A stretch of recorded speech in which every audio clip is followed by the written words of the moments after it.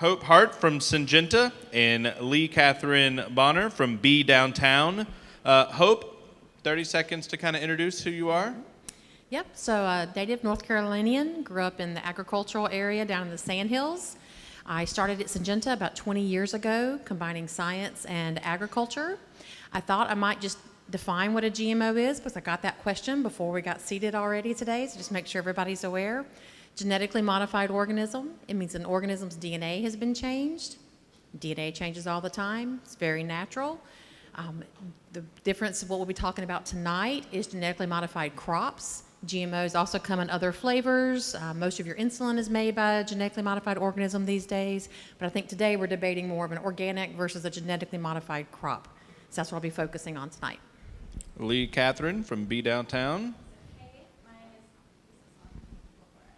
There you go. My name is Leigh-Kathryn Bonner, and I'm the founder and CEO of a business, or business, as I like to call it, called Bee Downtown. And we put beehives in cities. Studies show that bees thrive in urban environments. As you guys walked in, you might have seen 3 beehives out at the front. They're painted by a local artist.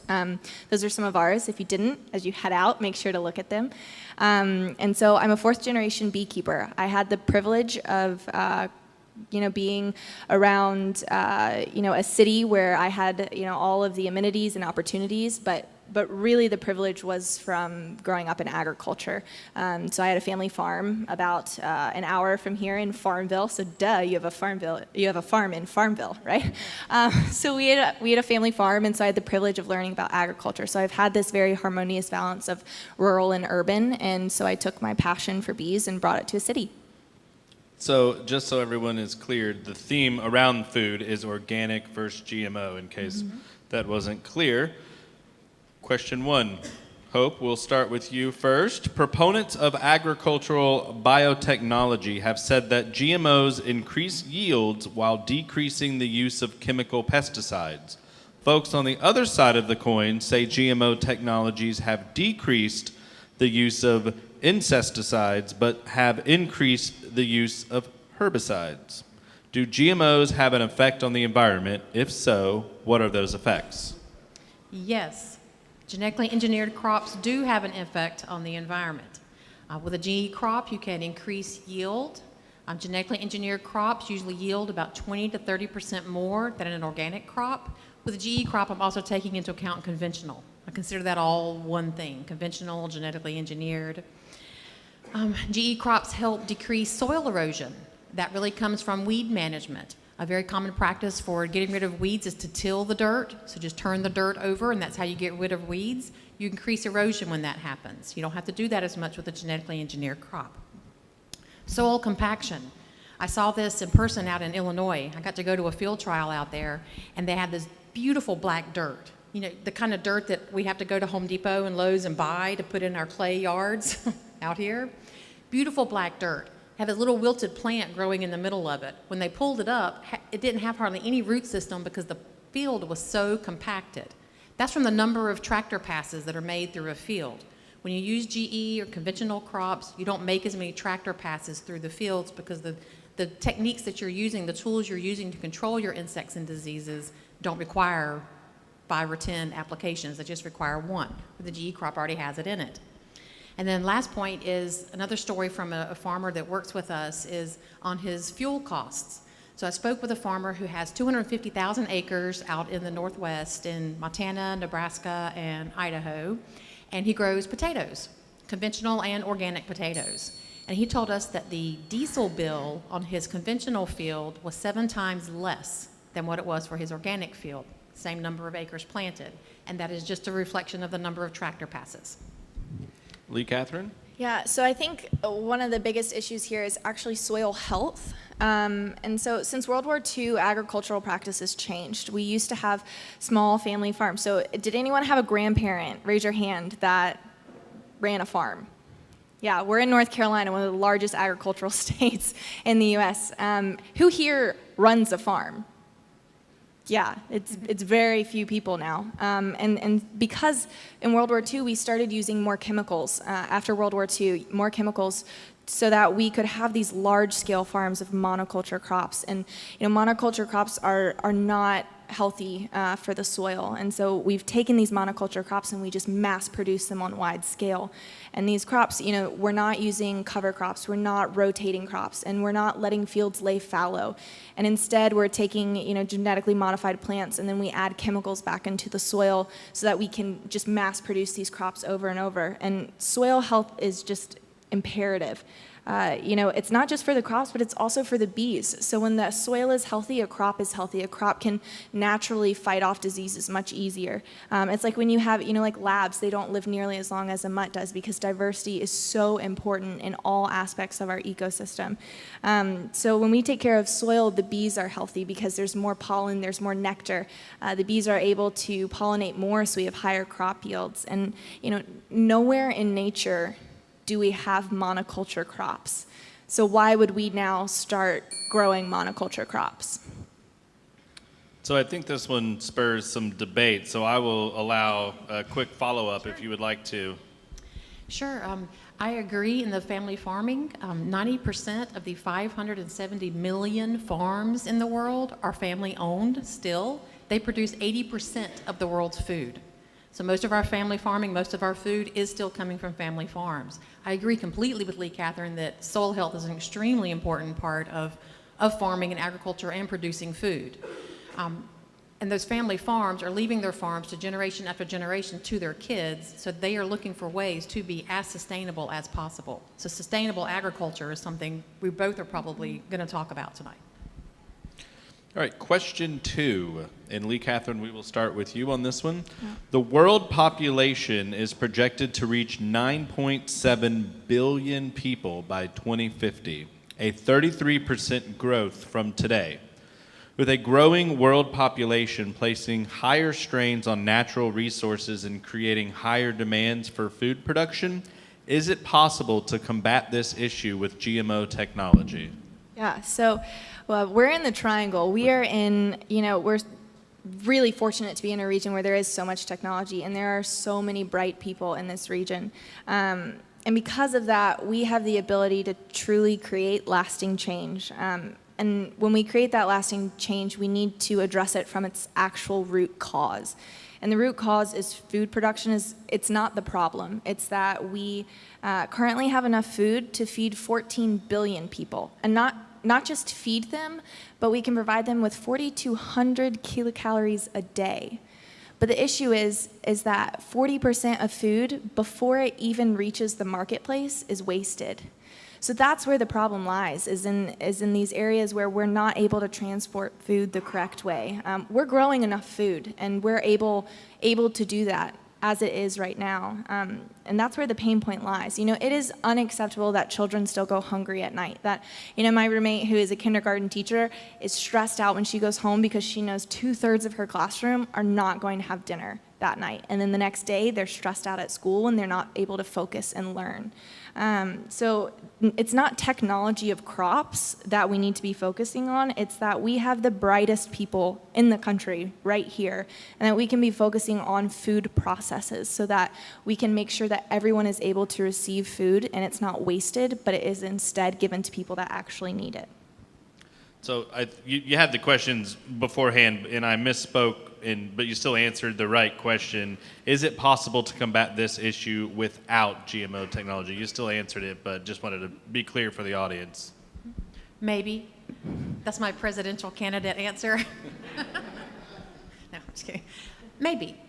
Leigh-Kathryn makes a good point. It is possible to grow enough food, but not in the right places. So one of the things that we're doing at Syngenta is helping small holders. These are people who have a hectare or less, which are a lot of the farmers, the 750 farmers I mentioned, a lot of them are small holders. Help them improve their productivity so that they are producing crops enough for themselves and to sell right in their own land, right in their own house, right where they're living. Taking GMOs out of food production, I just want to make sure everybody realizes exactly what that means. Cheese is made using GMOs, bread, fermented beverages, like the one I enjoyed before we got started this evening, made using GMOs. Okay, so there's a lot of GMO technology that's out there that we have been consuming for a while. Genetically modified crops that we're talking about, they've been on the market for about 20 years. We've consumed over 1 trillion meals with genetically modified crops and their products with no adverse effects. So I think they're a tool that deserves to be in the toolbox in that fight for hunger. Leigh-Kathryn, I will allow you 30 seconds to respond.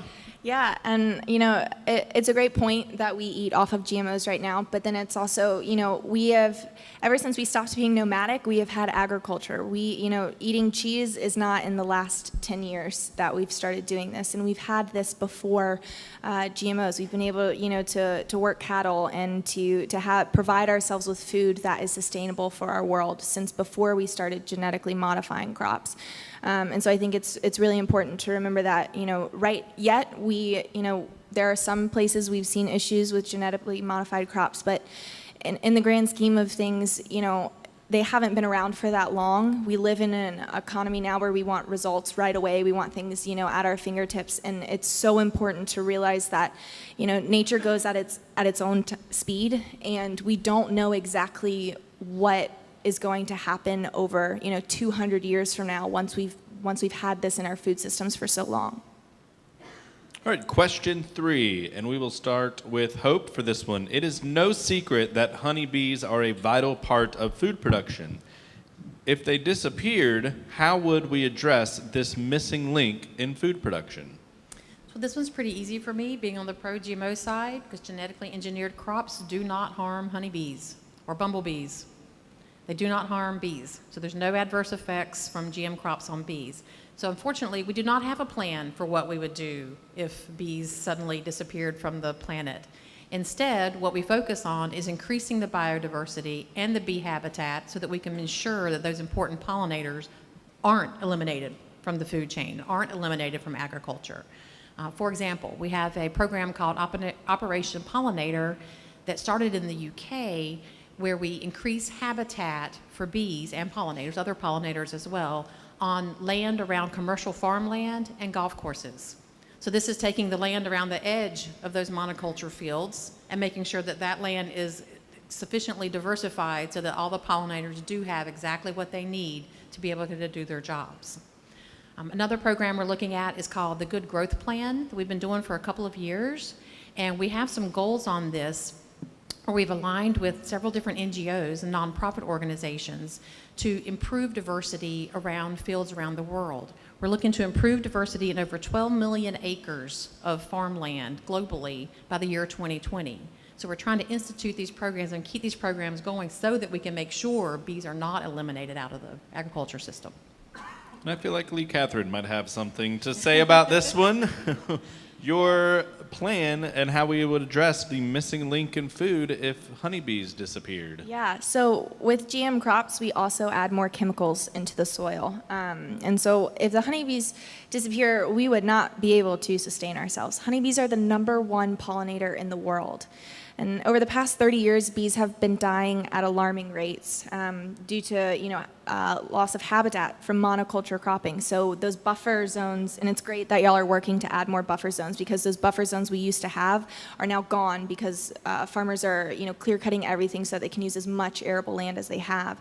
The varroamite is something that's introduced that is devastating honeybees, but also chemicals are something that are really, really detrimental to bees. Just last month, millions of bees were killed in South Carolina because they aerial sprayed for Zika. Last year, the United States lost 44% of its honeybees. That's the worst loss in 10 years. There's, a lot of people that will fight that honeybees, that this isn't true. They're not declining because we have the same amount of bees as we have ever had. And that's actually true. But we have that because we are mass producing bees at a large scale now. Just like we're talking about diversity and how important that is, we are now mass producing bees, so their genetic lines have been completely wiped out, which has allowed the varroamite to make such an impact on a beehive, which then when those hives are weak and then they go out into plants that have been neonicotinoids, it's a classification that was originally thought to be okay, but then found that it was really detrimental to honeybees because it's a systemic chemical that comes up through the bee, through the stalk of a plant, and then the bees forage on the nectar, and so it causes the honeybees to not be able to communicate nearly as well, which perpetuates decline. Any quick thoughts on that? Yeah, I don't know if it's a good debate because I agree with Leigh-Kathryn again that clear-cutting land for increasing farming is completely a bad idea. And using genetically engineered crops will allow you to increase your yield so that you can produce more food on the same or less land. Today's organic practices give us about a late 60s, early 70s yield production in plants. We can't afford to go to that route for all of the crop production we have. I'm actually not an anti-organic person. I think there's room for everybody in the market and everybody in the field, but I think we need everybody still playing at the table. All right, Leigh-Kathryn, you get to go first on the last question that I have, which is the question really organic versus GMO? Or is it simply a piece of a larger debate about whether technology is destroying the world or saving it? Yes. So it's not a black or white issue. The issue is we need to stop being the most destructive species on the planet. We are not taking care of our world, and this is where we live. This is the only one we've got, so we've got to take care of it. Honeybees are an indicator species, and they are trying as hard as they can to talk to us, and we have just not been listening to what's going on. Nature knows best, so we just need to stop and listen when it tries to talk to us. It's great we live in a world where technology, we're in an era where technology, it has the opportunity to create lasting change in the world. It's how we choose to use it, if it actually will make that change. But we should always remember the advice from the Greeks that there should be nothing in excess. There is no 100% right answer to anything, and we should not be excessive in however we use those adaptations that we create.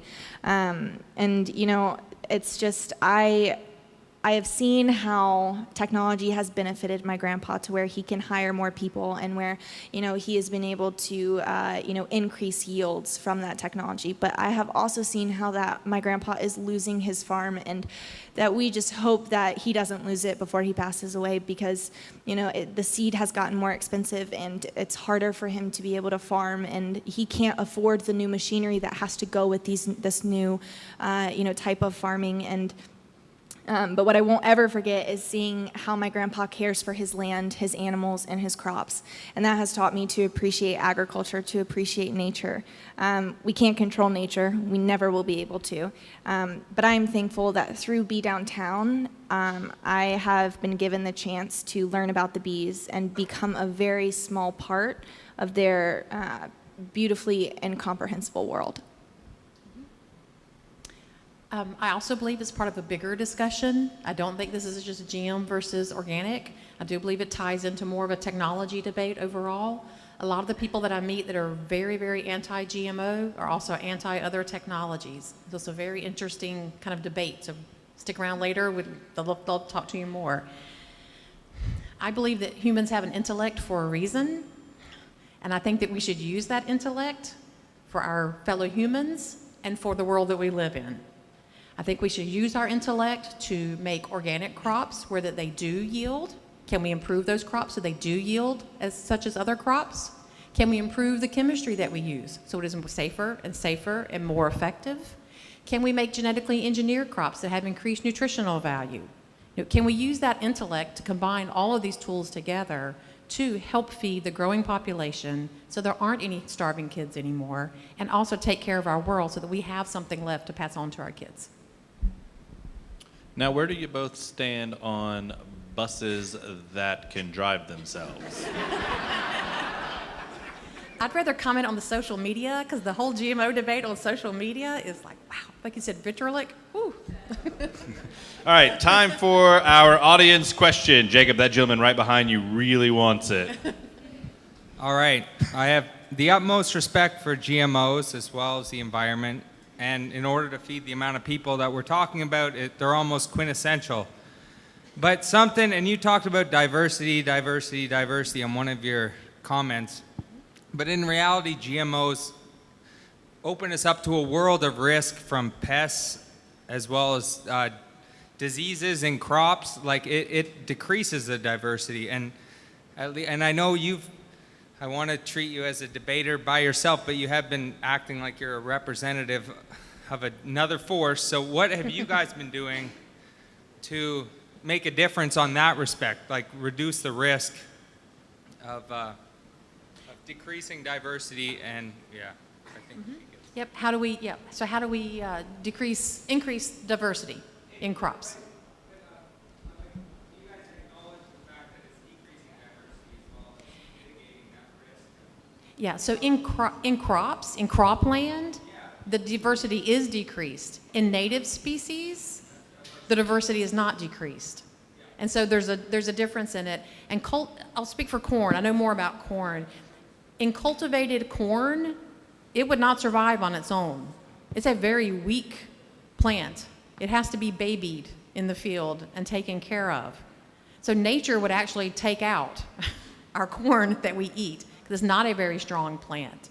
The native species that are around it are a lot stronger than what is cultivated in that field. So that when you talk about genetics, are we getting an inferior genetic population of corn?